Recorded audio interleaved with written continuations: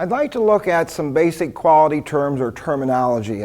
This is obviously a very limited set, but these are terms that you'll see in your text that you're going to encounter in the workplace, any place where you're concerned or dealing with quality. It's important to have a good understanding of these basics. When we talk about variation, we've mentioned this before in many of the other videos, but we're talking about the difference between two similar things. When we looked at, for example, when we looked at the video on definition of quality from Crosby, we talked about standards, and in that standard we had a reference value and we had a tolerance on that. And the reason we have that tolerance, that allowable amount of variation, is because we know that variation is going to be there. So no matter what you're making, they're going to vary. No two are going to be exactly alike. They are going to vary, and that's what we're talking about with variation. Variable data. Variable data is data that comes from something that is measurable. All right? So if I'm looking again at that hole we had talked about before, that half-inch hole, maybe to 500 thousandths of an inch plus or minus 5 thousandths, I can measure that. That then is referred to as variable data. So variable data always refers to data that can be measured. It could be measured by distance, it could be measured by weight, it could be measured by time. Keep in mind here, as we're talking about quality, we're not just talking about product, we're talking about service delivery as well, because many things out of the service delivery realm can be measured as easily as they can within the production realm. Attribute data is data that is not measurable, but is countable. When we look at countable data, we're basically looking at things, how many are good and how many are bad. If we're taking a look at a mailing, of a flyer to our mailing list, how many of those items that we mailed were returned because the wrong address or not deliverable? It's a count. We don't measure that, we count how many happened on that. You've probably worked with go, no-go situations. Either it's good or it's not good. Or you've seen, sometimes this even lays out into a three-part thing. I don't know if they do it anymore, but I can remember Sears used to qualify their tires as good, better, and best. That's a three-part, that's a countable type of thing. So underweight, overweight, those are the types of things that you'll see in attribute data where we can count them. We're really not measuring, we're simply counting issues of conformance, not measuring issues of conformance. Frequency, simply how often does something happen? And again, I'll take you back to the video on the charts, the four basic charts we looked at. And if you remember, the bar chart as well as the line chart, that y-axis on that was the frequency scale. Here we had categories of things, and we're saying how frequent did those things occur. So that's your frequency issue. Capability again relates to how close you are to the reference. And again, I'll go back to the video on measurement. We're looking at precision and accuracy. And accuracy is that relationship to the reference value. How close are we to that reference value or that ideal goal? Defect and defective. Two similar but very different words.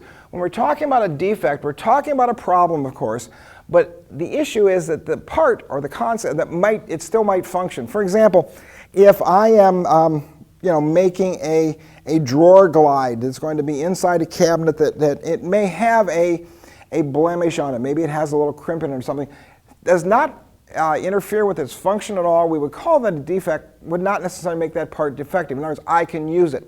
Obviously, if it was highly visible, I wouldn't use it, but it's kind of back in there and I may still be able to use it. So defect relates to a problem that we need to correct, but it does not generate something we're saying, oh, we've got to pull this out and we can't use it, it becomes scrap.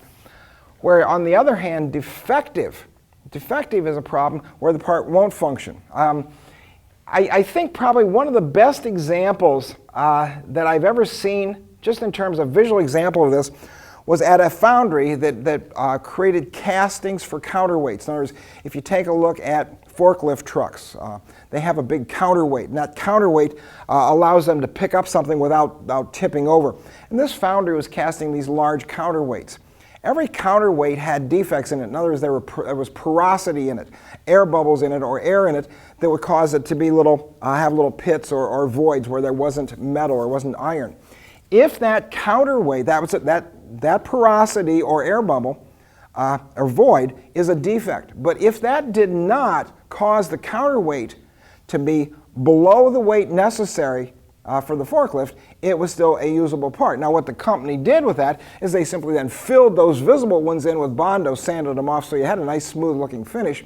But again, that was a defect to the casting. If on the other hand, because of that porosity or air issue, those voids, if they were sufficient enough that the casting fell below the minimally acceptable weight, then it became a defective casting. So the difference between defect and defective. We've talked a lot about variation. You're going to get so tired of that word over the course of the semester, but that's what it's all about. It's all about variation. Variation falls into two categories, common and assignable.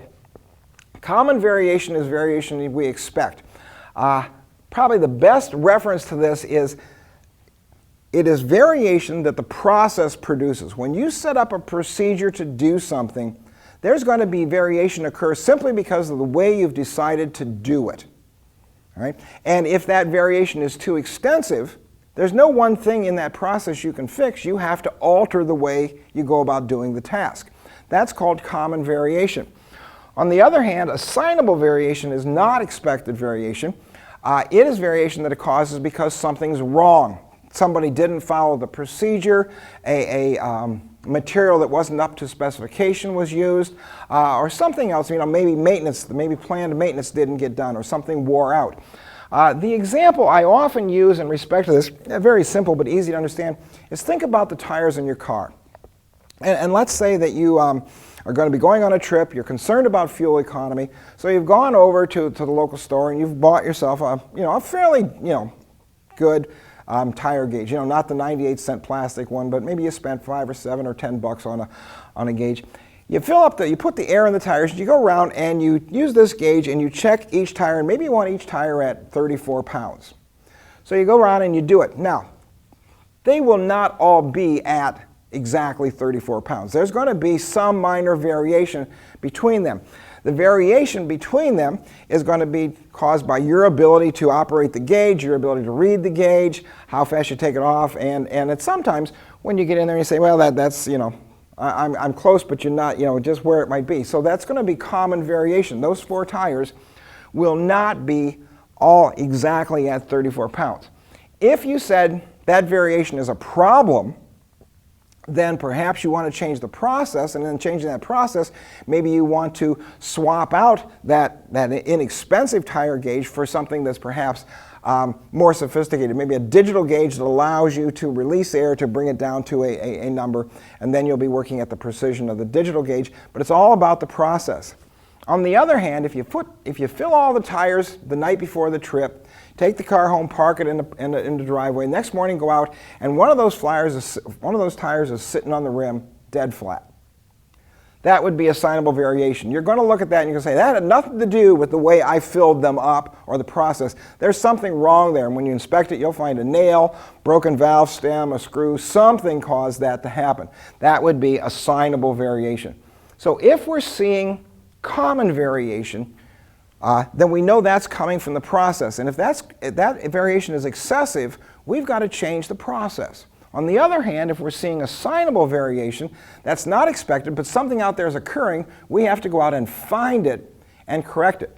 And the beauty of the charting techniques we have will allow us to see whether we have common variation or assignable variation.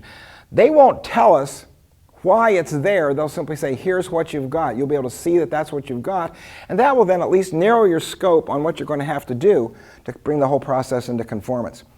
Finally, statistical process control.